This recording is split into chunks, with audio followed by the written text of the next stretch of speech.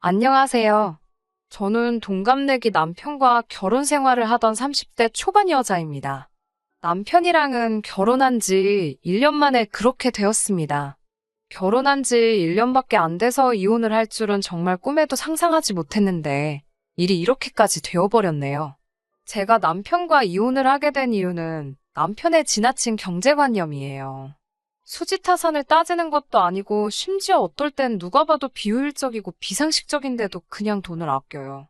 한마디로 자기 지갑에서 돈 나가는 꼴을 못 보더라고요. 지금 생각해보면 연애 때도 그랬어요. 당연히 다른 사람한테 돈 쓰는 걸 싫어하고 웬만한 건 다 더치페이를 해요. 그리고 취향과 상관없이 그냥 모든 걸 싸게 싸게 하는 걸 좋아해요. 갖고 싶은 게 있어도 다른 비슷한 제품이 더 싸면 두 번 생각도 하지 않고 무조건 더 싼 걸로 고르는 식입니다. 그런데 그때는 저나 남편이나 중소기업에서 적은 임금을 받으며 다녔기 때문에 남편의 그런 태도에 크게 불편을 느끼지는 못했어요. 어차피 쓸래야 쓸 돈이 없었고 그렇다 보니 저 역시 싼 걸 찾아다니는 경우가 있었으니까요. 게다가 남편은 입버릇처럼 사치 부리지 말고 차곡차곡 모아서 저랑 행복하게 살고 싶다고 늘 말해왔어요.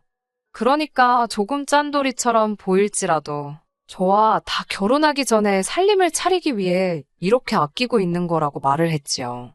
저한테 엄청 잘 하기도 했고 우리 둘 다 회사에서 벌이가 그닥이기 때문에 지금 아끼고 있는 것에 대해서 저도 큰 불만은 없었어요. 거기에 남편은 항상 우리 젊을 때 조금이라도 더 모아서 노년에 재밌게 놀러 다니면서 살자고도 했거든요. 오히려 저는 남편을 계획적이고 알뜰한 남자라고만 생각했지 이 정도로 지질이 궁상인지는 생각도 못했습니다. 그렇게 2년 정도 연애를 하고 결혼 이야기가 나왔어요. 사실 저는 다른 건 몰라도 결혼에 관한 건 어느 정도 아끼지 않고 하고 싶었어요. 모든 여자들이 그렇듯 저도 제 결혼식에 대한 나름의 환상과 기대가 있었고, 또 여자 일생의 처음이자 한 번뿐인 이벤트잖아요. 하지만 남편은 그거 다 허례허식이라며, 어떻게 그날 하루에 돈을 그렇게 털어먹을 수 있겠냐고, 그냥 제가 좀 포기해서 쓸데없이 돈 낭비하지 말고 아꼈다가 나중에 편하게 살자며 저를 설득할 들더라고요. 보다 못한 친정어머니가 보태주신다고 해도 남편은 그마저 극구사양하며 아끼자고 고집을 부렸고요. 결국 친정어머니가 남편 몰래 보태주신 돈으로 그나마 드레스하고 메이크업은 제 취향대로 할 수 있었어요. 거기에 코로나 시국 덕분에 결혼을 하고도 신혼여행도 해외로 갈 수가 없었어요. 그래서 아쉬운 대로 제주도라도 가보자 해서 제주도에 가게 됐고요. 저는 남편에게 한 번뿐인 허니문 숙소인 만큼 좋은 곳에 머물고 싶다고 했어요. 그런데 남편은 수학여행이나 갈 법한 펜션을 예약해뒀더라고요. 펜션이라고 세련되고 분위기 낼 만한 곳이 많았는데도 정말 어디 단체에서 단체 여행을 올 만한 곳으로 골라놨더라고요. 저는 펜션을 보고 이게 뭐냐는 듯하는 표정을 짓고 있는데 남편은 저보고 표정이 왜 그러냐고 내부도 다 리모델링 된 곳인데 가격도 너무 좋지 않냐면서 저한테 자랑하듯 이야기를 하더라고요. 제가 분명히 좋은 곳에서 머물고 싶다고 하지 않았냐 하자 어차피 잠만 자는 곳인데 그런 데다가 뭐하러 돈 낭비를 하냐고 하더라고요.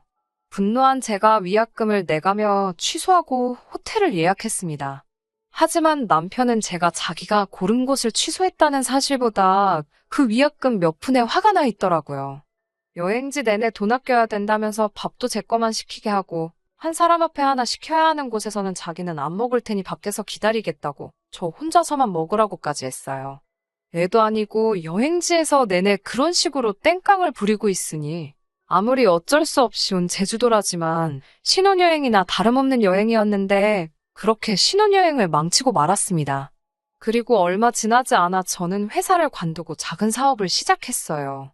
당연히 남편은 당장 제가 수입이 줄어들 수도 있다는 생각에 반대를 했고요. 하지만 결혼할 때 친정어머니께서 보유 중인 부동산이 있어 그 집에 전세로 저희가 완전히 자리 잡을 때까지 무상임대를 해주신 게 있기 때문에 어쩔 수 없었는지 며칠 궁시렁대다가 금방 포기하더라고요. 새로 사업을 시작하다 보니 이래저래 어쩔 수 없이 발생하는 비용들이 있었습니다. 때로는 일 때문에 만난 사람에게 식사라도 대접해야 하는 경우도 종종 있었고요. 그래도 접대용 식사인데 남편하고 연애할 때처럼 맨날 국밥이나 분식을 먹을 수는 없지 않나요? 그렇다 보니 때로는 식사에 10만 원 정도 지출할 때도 있었습니다. 그런데 그러면 남편이 질색팔색을 하면서 저를 사치나 부리는 여자로 취급을 해요. 제가 남편이 벌어온 돈으로 그러는 것도 아니고 제가 직장 생활하면서 꼬박 모아온 돈을 사업자금으로 쓰고 있는 거고 사업을 운영하면서 비용 처리가 가능한 부분인데도 그 돈이 결국 벌돈에서 나가는 거 아니냐는 식으로 사업으로 쓰는 돈도 자기가 원하는 대로 다루려고 했어요. 남편이 이렇게 아끼는데 급급한 데는 남편 나름의 사연이 있기는 해요. 연애할 때는 전혀 몰랐는데 결혼 후 시모가 말하길 남편이 어렸을 때 시댁이 정말 힘들었다고 하더라고요. 장남이었던 남편은 돈을 아껴 쓰는 걸 습관화할 수밖에 없었고 그러다 보니 지금도 금액이 조금만 커지면 엄청난 죄책감을 느낀다고요. 그래서 남편과 돈 문제로 부딪힐 때마다 답답하고 결혼 후에는 재산이 공동의 재산이 되었으니 무슨 일이 있을 때마다 사사건건이 부딪혀야 한다는 생각을 하니 걱정이 태산이었어요. 하지만 그래도 내가 선택한 남자이고 결혼 전에 제게 보여줬던 모습과 결혼이란 건 어느 정도 서로 맞춰 살아야 한다는 생각도 있었기 때문에 참고 또 참았습니다. 남편이 제게 바라는 게 있는 만큼 남편도 저에게 맞춰주고 있다고 생각하는 부분이 있지 않겠냐는 생각을 했었어요. 그런 제가 결국 남편의 태도에 폭발하게 된 건 바로 얼마 전의 사건 때문입니다. 남편과 장을 보고 집에 돌아가는 길에 정말 우연히 길에서 중학교에 다니는 사촌동생을 만났습니다. 저희 외삼촌의 아들로 어렸을 때 맞벌이 부부인 외삼촌네의 부탁으로 저희 어머니가 키우셨거든요. 사촌동생이 저랑 나이 차이가 많이 나다 보니 사춘기가 오고 난 뒤로부터는 저를 예전보다는 어려워하긴 하지만 외동인 저한테는 그때부터 쭉 친동생이나 마찬가지였어요. 얼마 전 삼촌네가 근처로 이사 왔다는 이야기는 들었는데 정말 신기하게 사촌동생을 길에서 마주친 거죠. 동생에게 어디 가냐고 물었더니 아침부터 아파서 고생하다가 결국 병원 가서 약 받고 집에 가고 있다고 하더라고요. 시간을 보니 외삼촌도 외숙모도 안 계실 시간 같아서 집에 가면 누구 있냐고 물었어요. 그러자 아무도 없다고 하길래 동생 안색도 안 좋아 보이고 해서 제가 억지로 근처에 있는 죽집에 끌고 갔어요. 어떻게든 밥 한 끼는 먹여서 보내야겠더라고요. 동생은 싫다고 했지만 제 마음이 안 좋아서 억지로 죽집에 데려가 앉혔어요. 근데 보니까 남편 표정이 별로 안 좋더라고요. 요즘 시국이 그렇다 보니 아픈 사람하고 같이 있는 게 불편해서 그런가 했어요. 저한테야 친동생 같은 사촌동생이지만 남편하고는 교류가 거의 없다고 봐도 무방한 동생이니까요. 그래도 아픈 사촌동생이 처음엔 속이 안 좋다며 힘들어하면서도 한술 두술 떠먹다 보니 되게 잘 먹길래 약 먹고 나서도 안 좋아지면 좀 더 먹으라며 전복죽 하나를 더 포장해서 줬어요. 그런데 문제는 여기서부터였습니다. 남편과 장 보러 갈 요량으로 저는 산책하듯이 밖에 나오느라 핸드폰이며 지갑이며 아무것도 들고 나오지 않은 상황이었어요. 그래서 남편에게 계산 좀 해달라고 부탁을 했어요. 그랬더니 남편은 들은 채만 채 가만히 있고 지갑을 꺼낼 생각을 안 하는 거예요. 그래서 제가 빨리 계산 안 하고 뭐 하냐니까 사촌동생한테 네가 먹은 건 네가 내라고 하더라고요. 저는 순간 제 남편이지만 미쳤나 싶었어요. 하마터면 입 밖으로 욕이 나올 뻔했습니다. 진짜 너무 쪽팔리고 당황스러워서 남편을 따로 불러냈어요. 그리고 동생에게 안 들릴 만한 거리에서 있는 욕 없는 욕 다 하면서 당장 가서 결제하라고 했어요. 진짜 정이 확 떨어지면서 방금 먹은 죽이 다 올라오는 기분이더라고요. 당황한 동생에게 가끔씩 니네 매형이 저렇게 장난치는 걸 좋아한다고 농담처럼 얼버무렸어요. 그리고 셋이 죽집에서 나왔는데 남편이 동생을 따로 부르더라고요. 저는 솔직히 정신 차리고 동생한테 용돈이라도 주려고 하나 생각했어요. 그런데 남편이 동생 핸드폰에다 뭘 찍고는 다시 되돌려주더라고요. 뭔가 싶었지만 따로 묻지 않았고 남편도 따로 말하지 않더라고요. 그리고는 그냥 그대로 집에 가서 있고 있었어요. 그런데 그날 저녁 외숙모한테 전화가 와서 다짜고짜 저희 남편 바꾸라고 그러더라고요. 제가 무슨 일이시냐고 물으니 외숙모가 저랑 할 이야기가 아닌 것 같다고 자꾸 남편 바꾸라고 그러시는 거예요. 제가 그러지 말고 저한테 말씀하시라고 하니까 외숙모가 한숨을 내쉬면서 네 남편이 우리 애한테 계좌번호를 찍어줬다는 거 너도 알고 있냐고 물으시더라고요. 남편이 제 사촌동생한테 계좌로 돈을 보내라고 했다는 거예요. 그 말을 듣는데 얼굴은 화끈거리고 너무 죄송한 마음이 들고 어쩔 줄을 모르겠더라고요. 그 길로 외삼촌네로 달려갔더니 사촌동생은 저를 보려고도 안 하더라고요. 외숙모가 말하기를 사촌동생은 죽도 별로 먹고 싶지도 않았는데 억지로 먹으라고 그러더니 돈 내라고 그래서 너무 억울했다고 하소연을 하더래요. 자긴 돈도 없는데 어떡하냐고요. 안 그래도 동생이 사춘기가 와서 예전처럼 지내지 못하는 데다가 이제 저희 집 근처로 이사까지 왔으니 가까이 살면서 잘 지내고 싶었는데 오히려 더 멀어져 버리게 된 거예요. 동생한테 정말 미안하다고 빌듯이 사과하고 용돈 10만 원 쥐어주고 다시 한번 제대로 사과했어요. 아직도 화가 나 있는 외삼촌과 외숙모에게도 몇 번이고 죄송하다고 남편한테도 단돌이 똑바로 시키겠다고 했고요. 그 길로 집으로 달려와 남편하고 한바탕 했어요. 이제 중학생이 내한테 2만 원을 내놓으라고 한 정신상태가 궁금하다고 한마디 했지요. 그랬더니 되려 저한테 큰 소리를 치더라고요. 마치 저를 당장이라도 한 대 치려고 하는 기세로 말이죠. 요는 자기가 그 2만 원을 벌기 위해 얼마나 노력하는지 알고 있느냐. 네 사촌동생이 아무리 어려도 땅을 파면 2만 원이 나오는 게 아니란 걸 알려줘야 한다. 돈 알기를 벌써부터 우습게 알게 하면 안 된다는 듯이 오히려 저한테 화를 내기 시작했습니다. 그래도 제 눈에서 전에 없던 분노를 읽은 건지 제가 아무 말도 안 하고 노려보고만 있으니 자기는 더 할 이야기가 없으니 이제 그만하라고 말하고는 혼자 방으로 들어가더라고요. 밤새 정말 혼자서 엄청 오랜 시간 고민을 했습니다. 이렇게 저렇게 생각을 해봐도 이 남자가 좋은 연애 상대여서 결혼을 결심하긴 했지만 이 사람하고는 더 이상은 못 살겠다는 생각을 했습니다. 친척들이 저를 어떻게 생각할지 사실 상상도 하기 싫었어요. 너무 수치스럽고 쪽팔려서요. 자라오면서도 늘 친척들에게 똑 부러진다. 다른 사람은 몰라도 저만큼은 앞날이 걱정이 되지 않는다. 이런 이야기를 듣고 자라왔는데 말이에요. 솔직히 그때 기분에는 이혼까지 생각했습니다. 하지만 그렇게 쉽게 결정하지 못하겠는 상황에 남편이 제발 서로 새 삶을 찾자는 것 마냥 알아서 쐐기를 박아주더라고요. 얼마 전이 신우의 생일이었습니다. 결혼 첫 해라 신우 생일인지도 몰랐어요. 남편이 전화로 여동생 생일이니까 괜찮은 밥집 좀 찾아 예약을 해달라고 하더군요.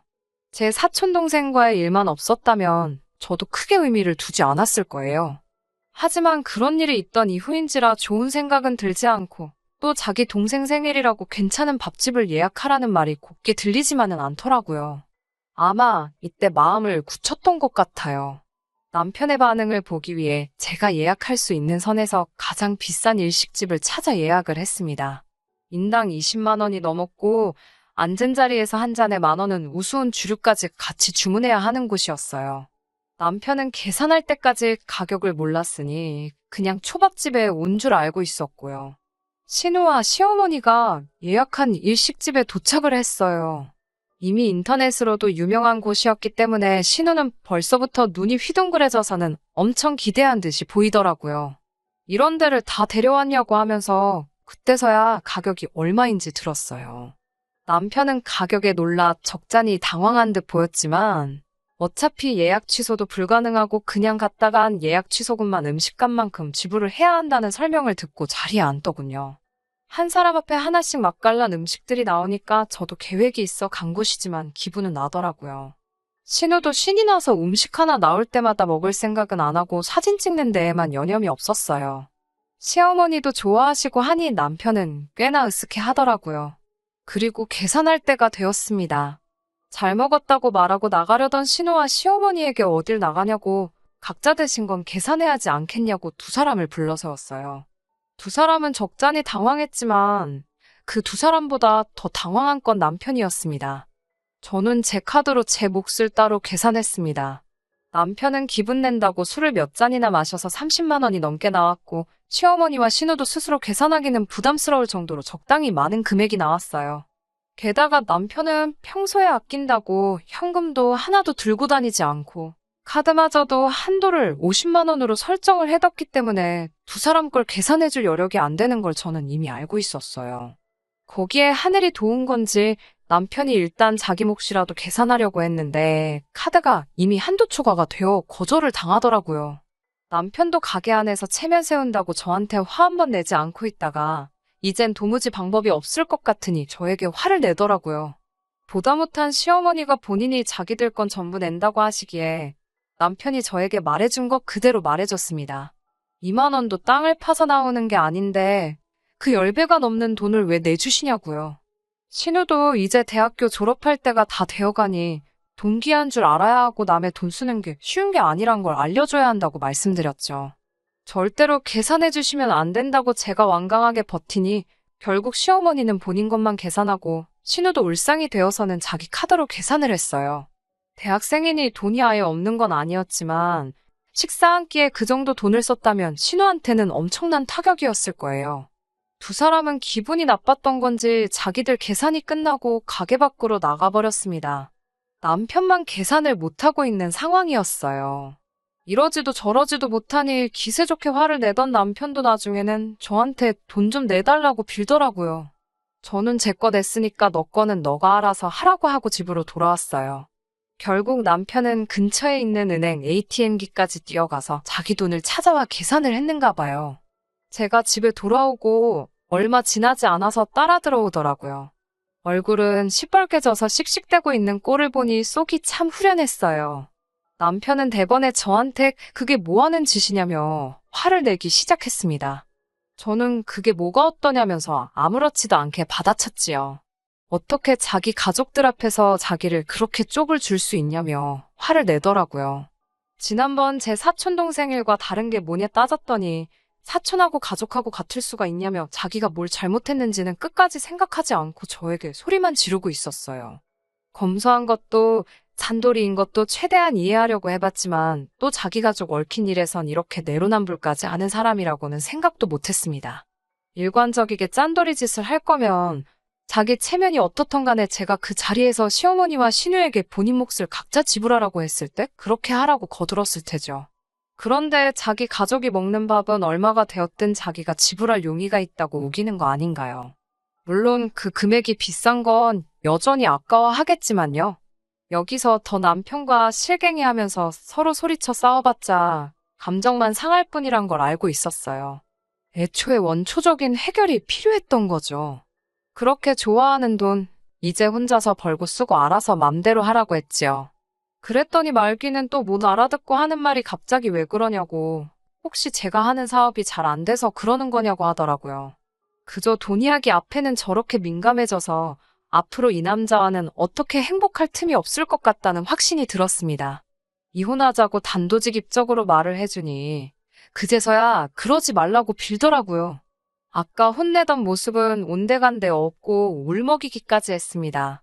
남편에게 나랑 결혼은 왜 했냐고 했더니 신혼부부로 살면 대출도 싸게 나오고 여러 가지 혜택이 좋지 않냐고 하더라고요. 그 와중에도 저를 사랑해서 결혼한 거라는 대답을 듣고 앞으로 잘해보자고 하려던 제가 다 한심해지더라고요.